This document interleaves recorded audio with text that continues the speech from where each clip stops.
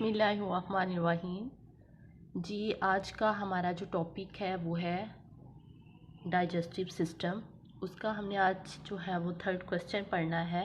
खुराक हज़म होने के मदारज की वजाहत कीजिए, या खुराक किन मराहल से गुज़र कर हज़म होती है। तो खुराक जिन मराहल से गुज़र के हज़म होती है वो ये मराहल हैं। फ़र्स्ट वाला है ग़ज़ा का चबाना। सेकंड, ग़ज़ा में लाआबे दन का शामिल होना। नंबर थर्ड पे है ग़ज़ा का निगलना। नंबर फोर्थ है मैदे में हाज़मे का अमल। फिफ्थ, ग़ज़ा का आंतों में हज़म होना, अमले इंजज़ाब। और सेवन्थ, अमले इखराज यानी फजला। तो खुराक जो है वो इन 7 मदारिज से गुज़र कर फिर जो है वो हज़म होती है। तो सबसे पहले ग़ज़ा का चबाना। तो सबसे पहला मरहला ग़ज़ा का चबाया जाना है। जैसे ही आप भी जानते हैं कि जैसे ही आपके मुंह में खुराक जाती है तो आप उसको चबाना शुरू करते हैं। तो चबाने के लिए जो है वो कौन काम करता है? हमारे दांत काम करते हैं।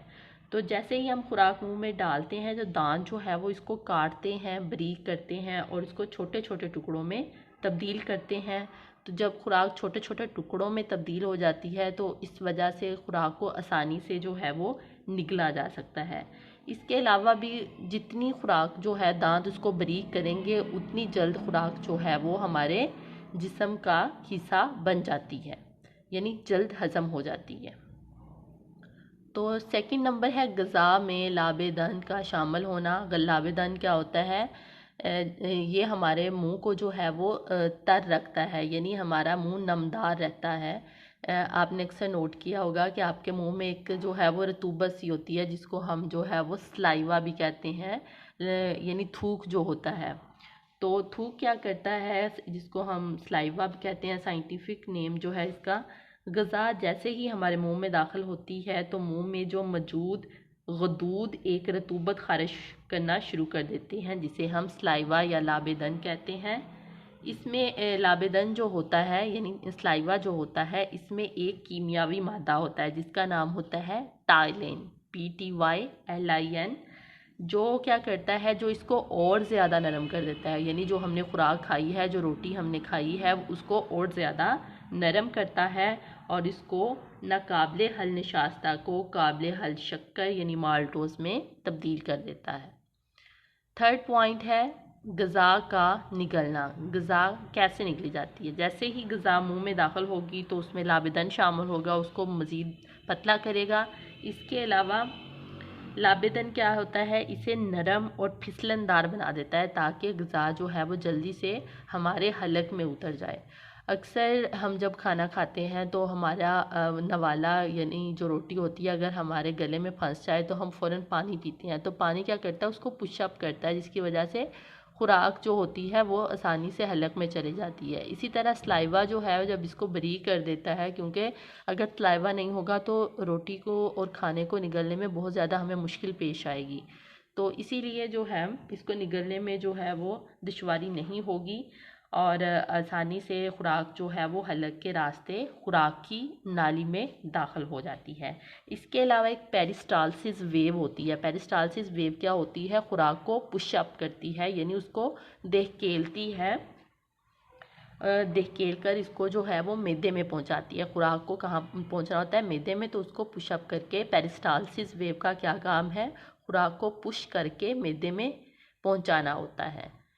फोर्थ पॉइंट है ग़ज़ा मैदे में हाज़मे का अमल। तो मैदा जो है वो कैसे खुराक जो है उसमें हाज़मे का अमल होता है। मैदा जो है वो एक, जैसा कि हमने कल भी इसकी डिटेल पढ़ी थी, कि एक थैला जो टाइप जो है वो होता है और इसमें तकरीबन जो है वो 2.5 लीटर माया खुराक जो है वो ज़ख़ीरा करने की होती है, यानी 2.5 लीटर खुराक तक ये अपने अंदर जो है वो उसको ज़ख़ीरा कर सकता है। इसकी दीवारों में भी गदूद होते हैं। मैदे की जो दीवारें होती हैं ना, उसमें गदूद होते हैं जिसको जो गैस्ट्रिक जूस खारिज करते हैं। गैस्ट्रिक जूस क्या होते हैं? ये हाज़मे सियाल मादा होता है। ये रतूबत खुराक में शामिल होकर, यानी गैस्ट्रिक जूस जो है वो जब खुराक में शामिल होती है तो इसको और ज़्यादा पतला कर देती है।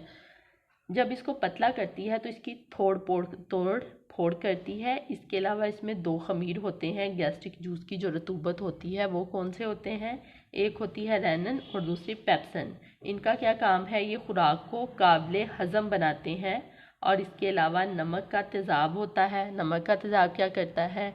ये ज़ाहिर है हम जो खुराक खाते हैं वो साफ़ सुथरी तो नहीं होती। अक्सर हम बाहर से जो है वो गंदी चीज़ें भी खा लेते हैं जो बहुत ज़्यादा जिनमें जरासीम होते हैं।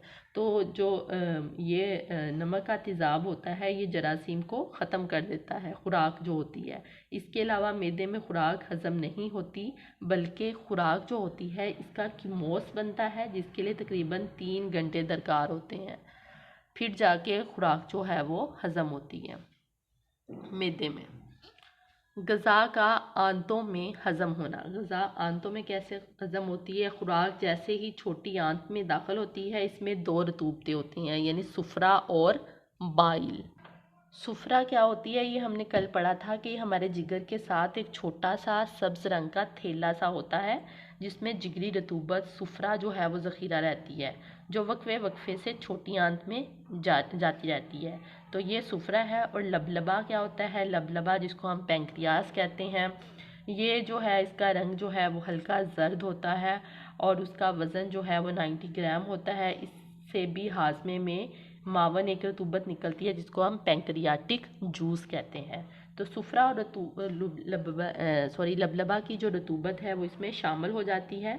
सुफरा का क्या काम है? सुफरा जो है वो ग़ज़ा में जितनी भी चिकनाई होती है उसको काबिल हज़म बनाता है और जरासीम जो है उनको मारता है सुफरा। और इसके अलावा लबलबा की रतूबत में ट्रिप्सन यानी अज्जाए लाहमियात को हल पजीर पेप्टॉन्स में तब्दील कर देता है। नेक्स्ट है अमले इंजज़ाब। अमले इंजज़ाब क्या होता है?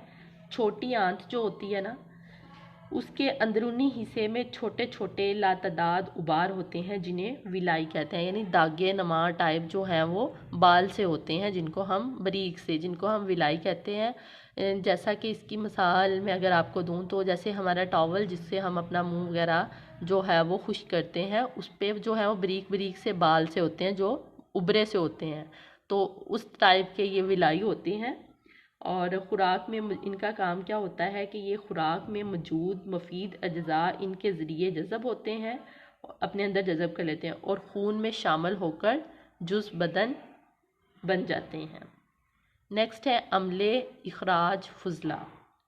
ख़ुराक जो है मुख्तलिफ अज़ुवियात से जो है वो सफ़र करती हुई बड़ी आंत में पहुंचती है। छोटी आंत के बाद बड़ी आंत आती है, उसमें बड़ी आंत में पहुंचती है और इसमें मौजूद अज्जा का तकरीबन 80% जज़ब हो चुका होता है और बकिया 20% जो है वो बड़ी आंत में जज़ब हो जाता है।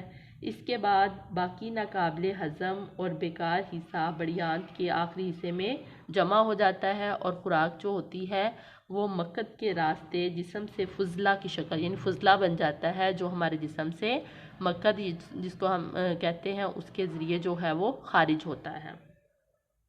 तो ये हमारा आज का जो है वो क्वेश्चन था, खुराक किस तरह जब हम खाते हैं तो किस तरह हज़म होती है। पहले उसको ग़ज़ा को चबाते हैं, कौन चबाता है? दांत। फिर लाबेदन शामिल होता है, लाबेदन उसको मज़ीद पतला करता है। इसके अलावा ग़ज़ा का निकलना, इसमें पेरिस्टालसिस वेव होती है जो उसको पुश करती है, मैदे में धकेलती है। मैदे में हाजमे का क्या अमल होता है? इसमें गैस्ट्रिक जूस होते हैं, रेनन होती हैं, पेप्सन होते हैं। इसके अलावा ग़ज़ा का आंतों में हज़म होना, आंतों में हज़म होने के लिए इसमें सुफरा और लबलबा होते हैं जो चिकनाई को काबिल हज़म और जरासीम को मारते हैं।